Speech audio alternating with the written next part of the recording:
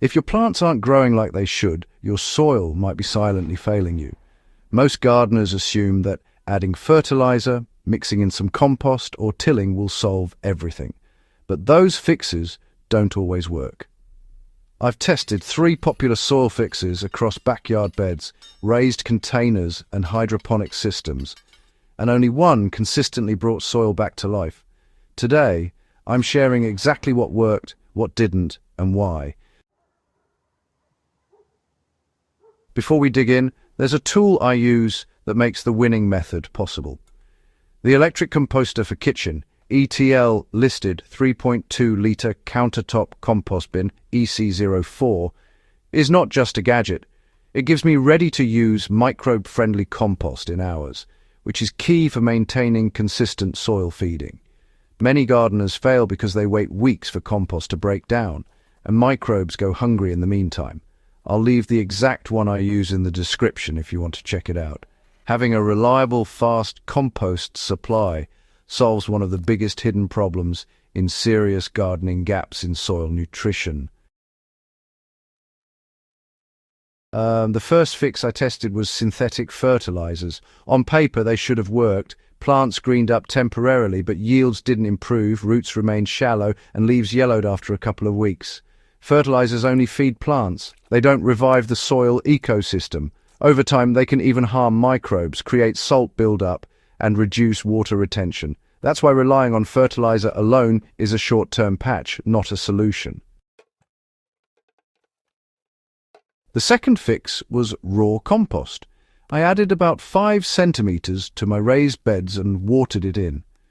While the soil structure improved slightly, progress was slow and microbial activity was inconsistent.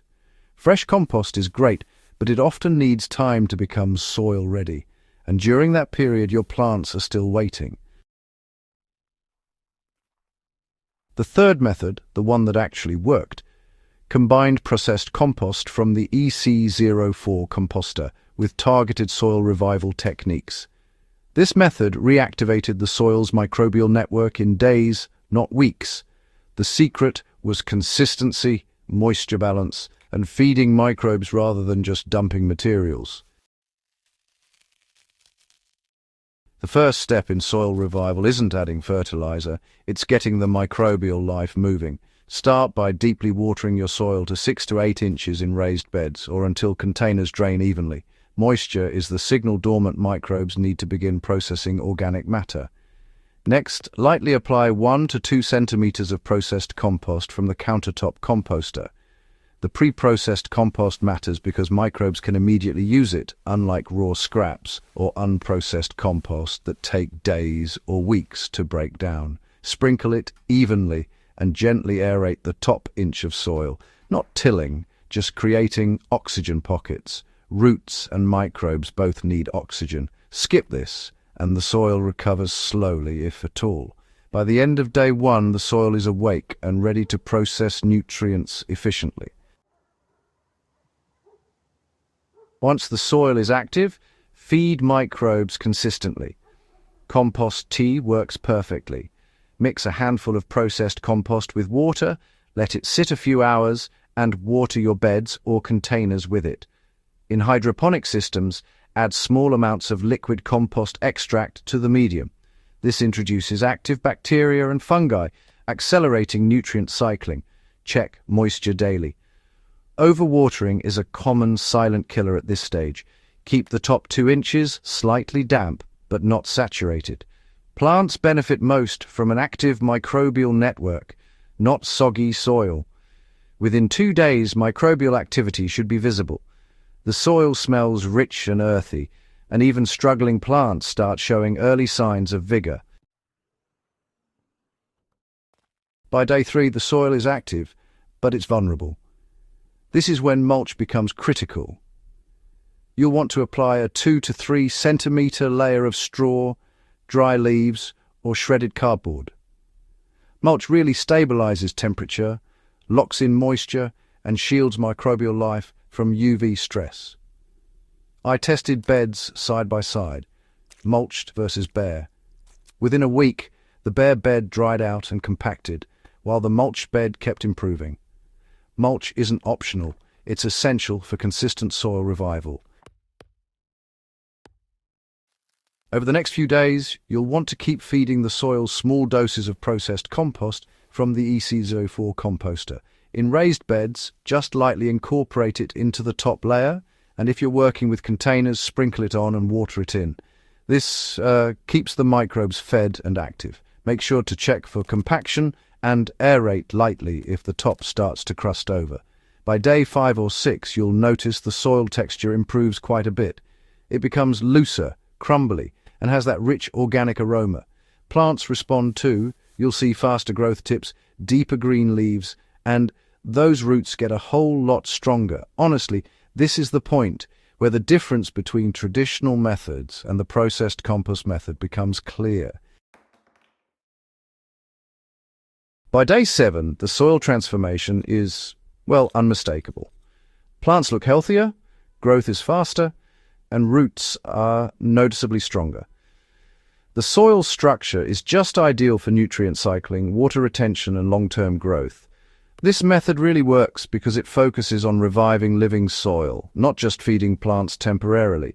The synthetic fertilizer patch is at best a short-term boost, and raw compost alone is just too slow. But processed compost plus these targeted revival techniques create a thriving ecosystem in just a few days. And, this method works in raised beds, backyard gardens, containers, and even those hybrid hydroponic setups. Most gardening advice out there focuses on feeding plants directly. That might work in the short term, but it actually damages the soil in the long run. Healthy soil feeds plants naturally, improves drought resistance, supports strong roots, and increases yield consistency. Over-fertilizing is kind of like giving water to a thirsty sponge. You might see a little change, but the foundation isn't really repaired. Using the EC04 composter ensures a steady supply of microbe-friendly material, which is honestly the missing piece for most gardeners. It prevents gaps in soil feeding and accelerates recovery, and that's exactly why this method consistently beats conventional advice. Try this method on even just one bed or container and track the results for yourself. Focus on microbial activity, moisture balance, and regular feeding. Make sure to protect your soil with mulch and avoid overwatering. Even if immediate plant growth isn't dramatic, the soil foundation you've established ensures that future plantings really thrive. Strong roots, better nutrient cycling, and consistent yields all come from living soil, not from bags of fertilizer. Understanding soil biology is the real key to serious gardening. Tools, techniques, and fertilizers only work when you respect the living ecosystem beneath your plants. The EC04 composter is a small investment that ensures your soil is continuously fed, prevents gaps, and accelerates recovery. So, if you're serious about strong plants, increased yields, and mastering living soil systems, go ahead and hit subscribe. And hey, share this video with gardeners who are still chasing symptoms rather than solving root problems. Healthy soil grows strong plants, and strong plants make successful gardens. Once you start thinking like a soil biologist instead of a fertilizer feeder, your entire garden transforms.